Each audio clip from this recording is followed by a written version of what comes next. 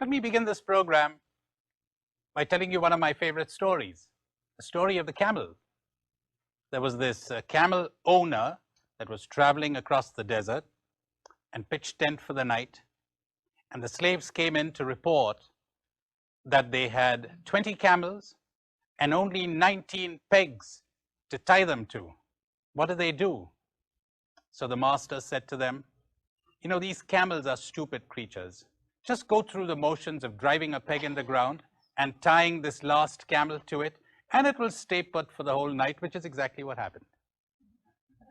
The next morning, when they lifted tent and were moving on, the slaves came to report that this camel wouldn't budge. Ah, said the master, you probably forgot to go through the motions of untying him. So they untied him, and the stupid animal went ahead, went with the others. How like human beings who are so thrilled by things that are not real, illusory, and are so terrified by things which are illusory: success, failure, criticism, the good opinion of others, as I explained to you in our last program. The other day, I was traveling from the US to Canada. As we crossed the Canadian border, or the US frontier, the pilot said, well, we're at the US border right now. You look down through the window, it's funny, you can't see it, you know. Have you realized that that only exists in your mind, that in nature there is no border? That being an American is only in your head?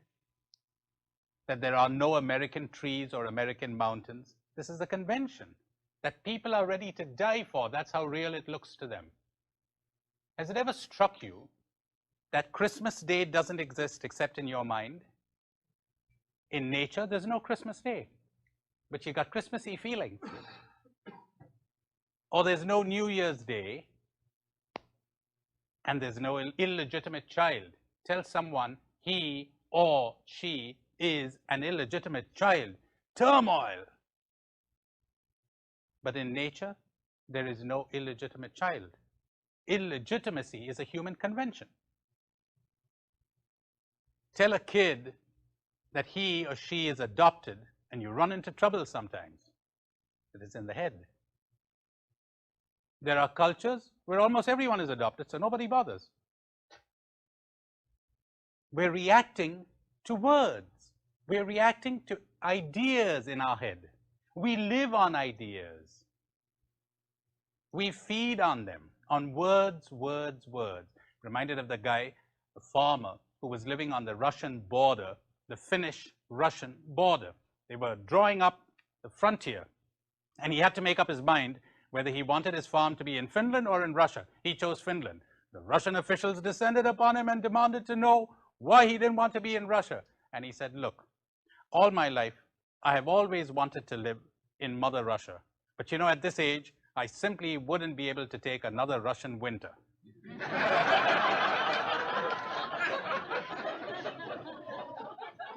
Or your Mark Twain, who says, cold. If the thermometer had been half an inch longer, we would have frozen to death.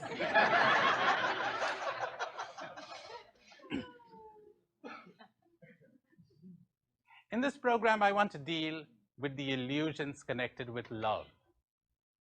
To talk of prayer is to talk of love. For God is love. Love is divine.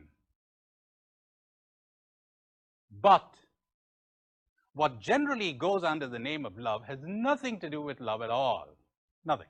So let me begin by telling you what love is not, and then indicating, however vaguely, what love is. Love is not attraction. I love you more than I love anyone else. Translate, I'm more attracted to you than to others. How does that sound? You draw me more than others. You fit the programming in my head better than other people do. Not very flattering to you, because if my programming had been different, remember how people say, what does he find in her? What does he see in her? Aha. They say love is blind. Attraction is blind, not love. There is nothing so clear-sighted as love. This whole process of I'm attracted to you, you know where the love comes from? It comes from you, not from me. It doesn't spring from me. You draw me.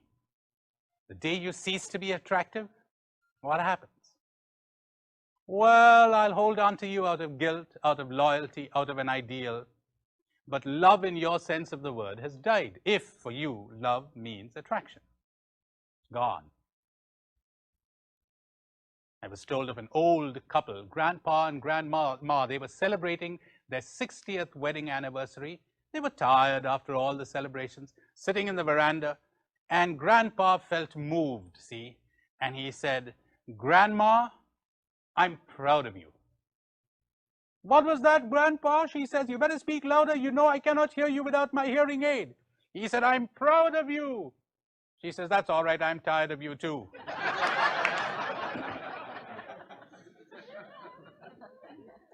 You know, that's where attraction always ends up. You're attracted. If you give in to that attraction, gratification follows. And after the gratification, wearisomeness. Or, if it persists, anxiety. I hope I can keep this. I hope somebody else doesn't get it. Possessiveness, jealousy, fear of loss. That isn't love. Another thing that love is not, it is not dependency. Now, you know, it's very good to depend on people. We depend on one another, or else we wouldn't have society. Interdependence, wonderful. We depend on the butcher, the baker, the candlestick maker. We depend on the pilot, on the cab driver, on all sorts of people. But to depend on another for your happiness, that is the evil. That someone would have the power to decide whether you would be happy or not. If you have that, if you ever give to somebody this power, you will be fearful. You will manipulate. You cannot leave that person free, because don't forget, your happiness depends on this person. You're a burden. Sometimes you get two empty people depending on one another. Two incomplete people depending, leaning on one another. Two dominoes. One moves, the other falls. Is that love? Love is not the assuaging of our loneliness. People feel empty inside, and they rush to fill the emptiness with someone. That isn't love. Incidentally, that emptiness, that loneliness that so many people are running away from, they run into all kinds of activity, even social activity. They run into work. They run to other people's arms to assuage that emptiness, that loneliness. The only cure for that loneliness, I said to you in the previous program, is not contact with human beings, but contact with reality. What does that mean? If you would face the loneliness, you might discover that it isn't there. There is no emptiness. If you would face the illusion that you were programmed into by your society, that you need others, you'd realize it isn't there.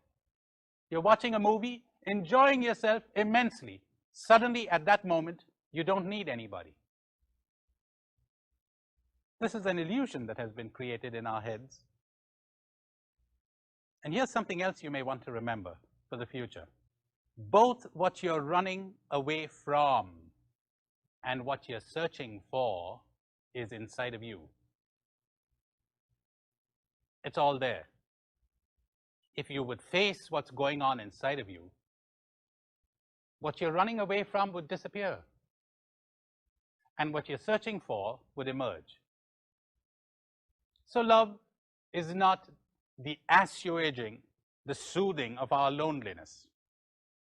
Mostly when people talk about love, you know what they're talking about? They're talking about a thing of the market. It's a bargain. You be good to me, I'll be good to you. You be nice to me, I'll be nice to you.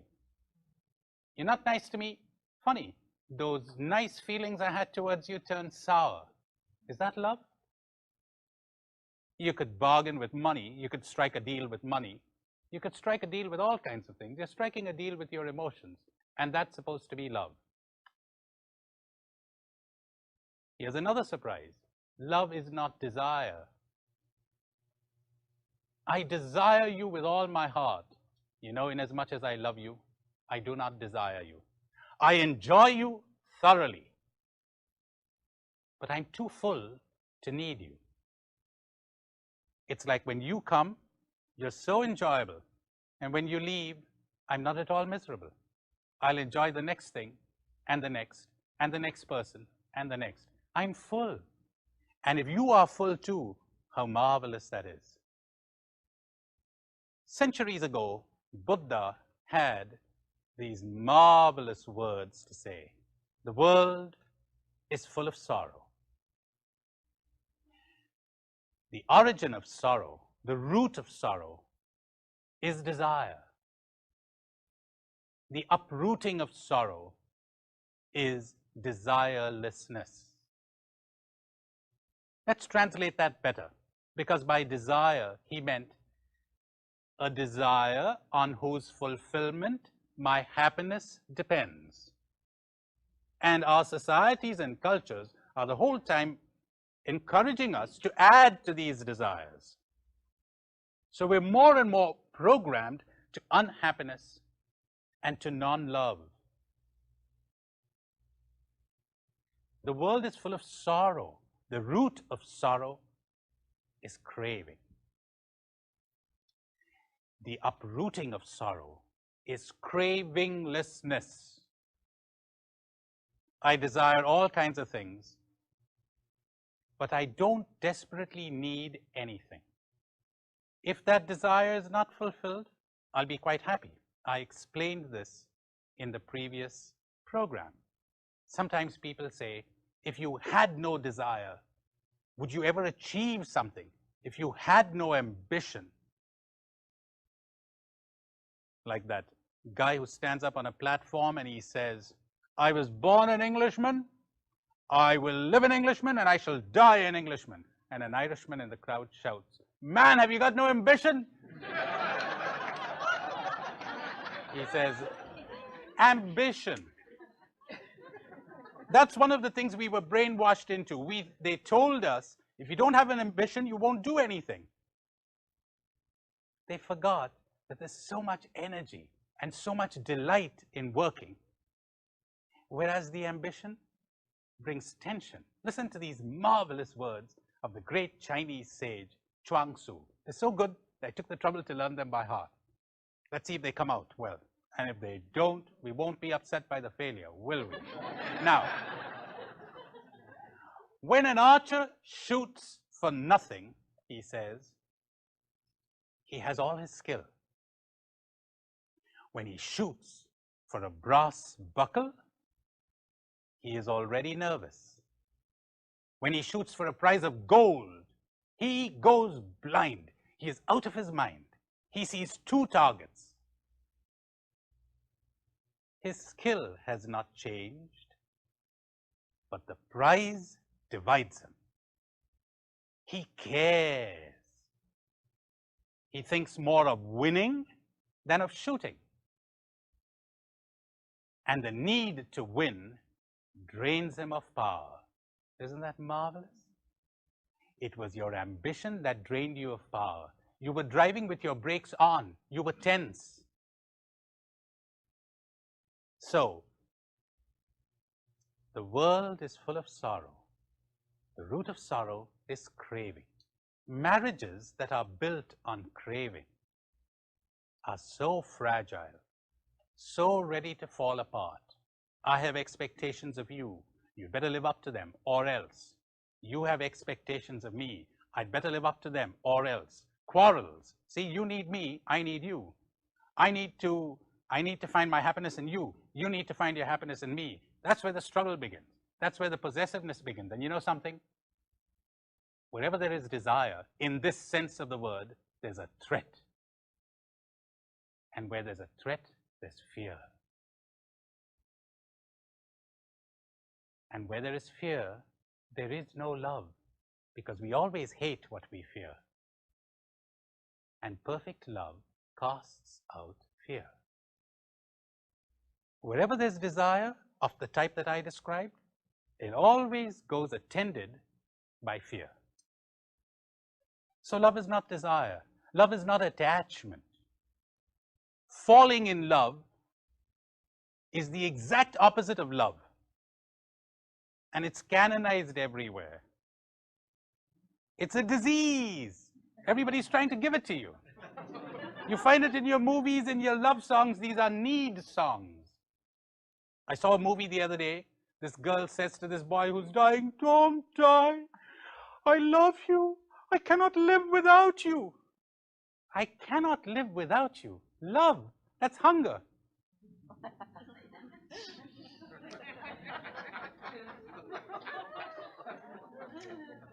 So, you know something? When I fall in love with you, I cease to see you. I don't see you anymore. Whenever there's a powerful emotion, whether it's positive or negative, I cannot see you. The emotion comes in the way. I'm projecting my own needs onto you. Falling in love is blind. Attachment. We're already moving into what love is. I told you what love is not. You know something? I cannot tell you what love is. It cannot be said. I cannot tell you what happiness is. It cannot be said. When you drop your fears and your attachments and your illusions, you will know. I could give you comparisons. Listen to this. To love means at least clarity of perception, accuracy of response. I see you clearly as you are. That's the least I could demand in love. How could I love you if I don't see you? Now get ready for a surprise.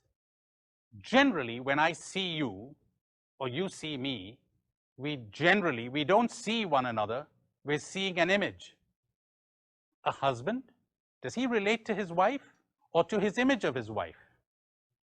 Is the wife relating to her husband or to her image of her husband? How is this image formed? Watch this. If you think you've been shocked till now, get ready for this one.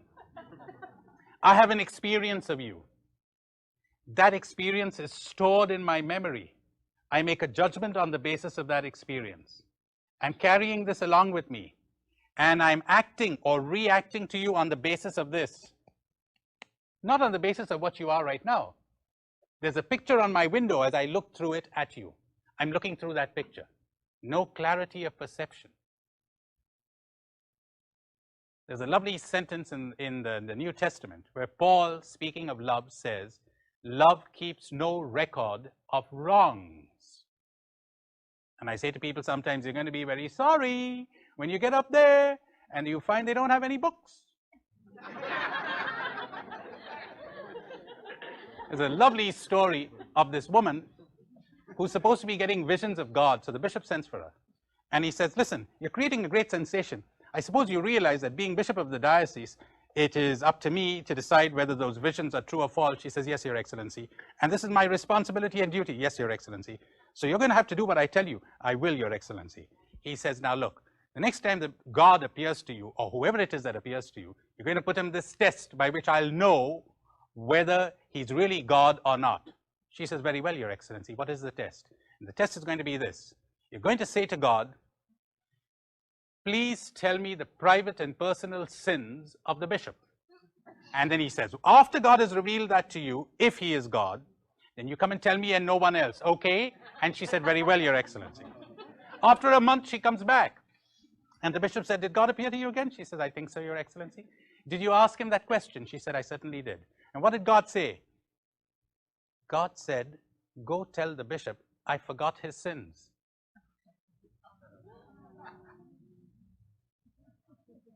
How about that one? No record. You know something? Love keeps no records of rights either. No rights, no wrongs. No good, no bad. I see you in present moment freshness, and I react to what's here. Shall I react to a memory or to you? A memory, good or bad? That cuts both ways, you know. We had a quarrel, and you come up to me and say, "Sorry about that quarrel." Quarrel? I remember it, but there's no emotion attached to it. It's over. That's what the mystics are talking about when they talk about the purification of memory. They're not saying forget everything, drain it of emotion, sanitized. And you say, "Remember how much we were in love 2 years ago?"